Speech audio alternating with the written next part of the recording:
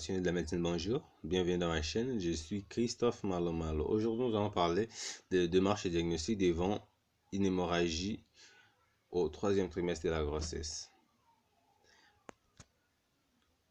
Par définition, l'hémorragie du troisième trimestre de la grossesse, c'est un saignement survenant à partir de 24e semaine d'aménorrhée.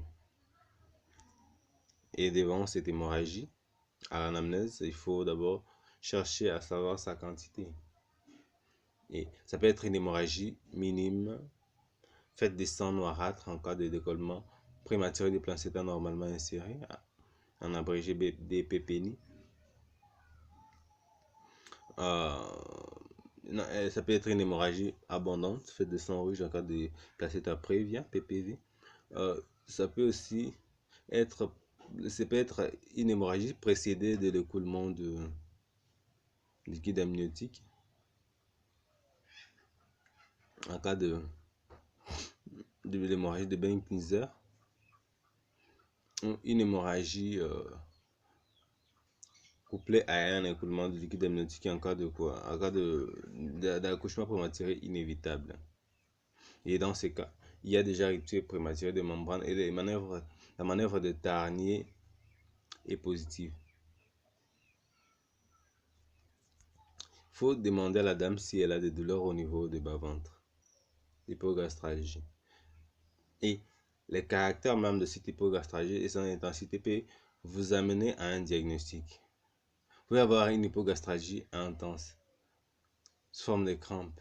Et ça doit vous conduire à penser à un décollement prématuré du placenta normalement inséré, DPPNI. Vous pouvez avoir des contractions intermittentes, comme lors du travail, d'accouchement, en cas de menace d'accouchement prématuré ou d'accouchement prématuré inévitable. Et en cas de DPPNI, vous pouvez ne pas avoir de contractions utérines, donc pas d'hypogastralgie. Mais si vous êtes déjà devant un travail, en cas de DPPNI, vous pouvez avoir des contractions utérines et une hypogastralgie. Toujours en anamnèse, il faut chercher les antécédents de saignement au premier et au deuxième trimestre de cette grossesse-là. Et s'il y a notion de saignement au premier trimestre, au deuxième trimestre, ça peut vous pousser à penser à un placenta prévia. Et les signes de choc qui vont vous aider, s'il y en a, à avoir une idée sur les retentissements du saignement sur le système, avoir une idée sur la quantité de sang déjà perdu par la patiente, et se fixer, avoir un pronostic pour la patiente. À l'examen physique, les conjonctives sont pâles, vous avez une hypotension, l'accélération du pouls, c'est là l'importance du saignement. Et à l'examen obstétrical, à la palpation, il faut chercher la consistance de l'utérus, ce qui peut être très dur en cas de DPPNI, ou relâché en cas de placenta prévia. La hauteur utérine, normalement, elle est normale. Et seulement la palpation, la présentation est anormalement haute, mal accommodée, refoulée en avant en cas de placenta postérieur, ou mi-percée latéralement en cas de placenta antérieur, ou engagée dans les formes mineures de placenta prévia. À l'auscultation, vous pouvez avoir, si vous avez un souffle placentaire, ça va vous conduire à penser à un placenta prévia. Et il faut chercher, prélever les battements du cœur du fœtus. Ça va vous donner une idée sur l'état du fœtus, s'il est en souffrance ou non, sur sa vitalité en fait. Et ça va vous aider à prendre des décisions. Ces battements peuvent être accélérées, donc une tachycardie, ou diminuées, une bradycardie, en cas de l'hémorragie d'Eben-Kieser. L'examen spéculum, c'est pour éliminer une cause locale du saignement. C'est un examen prescrit à proscrire en cas de PPV, de placenta prévia, parce que ça peut, ça peut augmenter les risques d'hémorragie. Donc, ça peut aggraver l'hémorragie. En toucher vaginal combiné palpé.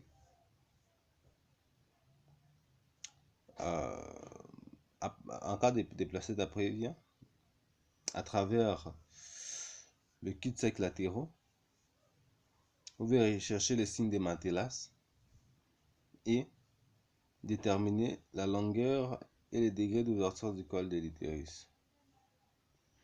Et si vous faites un toucher intracervical, vous pouvez palper une masse charnue. Mais ce toucher intracervical est à proscrire, parce que ça peut aussi aggraver l'hémorragie.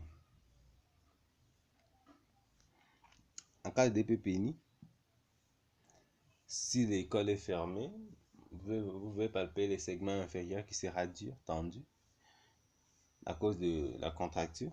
Et si le col est ouvert, vous aurez les poches des os tendues à travers le col.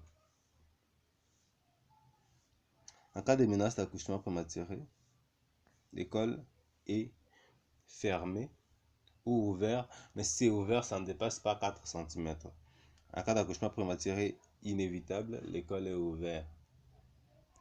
Et les poches des os peuvent même être déjà rompues.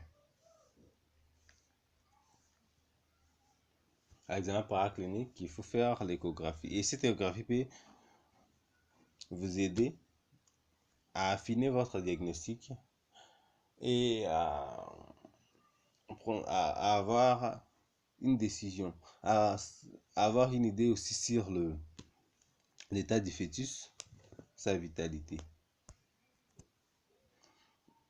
Les fibrinogènes, il faut doser les fibrinogènes si vous pensez au DPPNI, parce que le DPPNI c'est complique souvent de CIVD avec la fibrinogénémie. Et les tests, la coloration des whites, ça se fait si vous pensez à une hémorragie d'Eben-Kieser.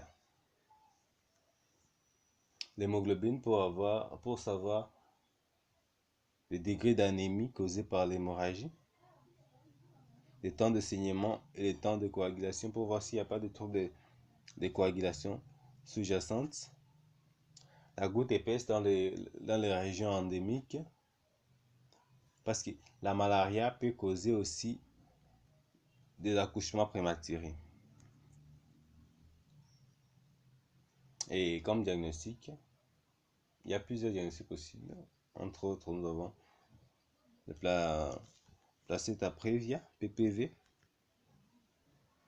DPPNI, décollement prématuré du placenta normalement inséré.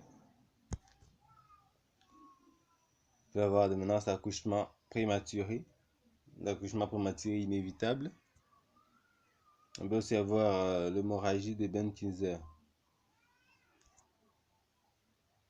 La décision à prendre dépend du diagnostic et des résultats de vos examens. Et merci pour avoir suivi ces vidéos. N'oubliez pas de vous abonner à la chaîne si vous ne l'avez pas encore fait. On se retrouve aux prochaines vidéos pour de prochaines pathologies. Ciao.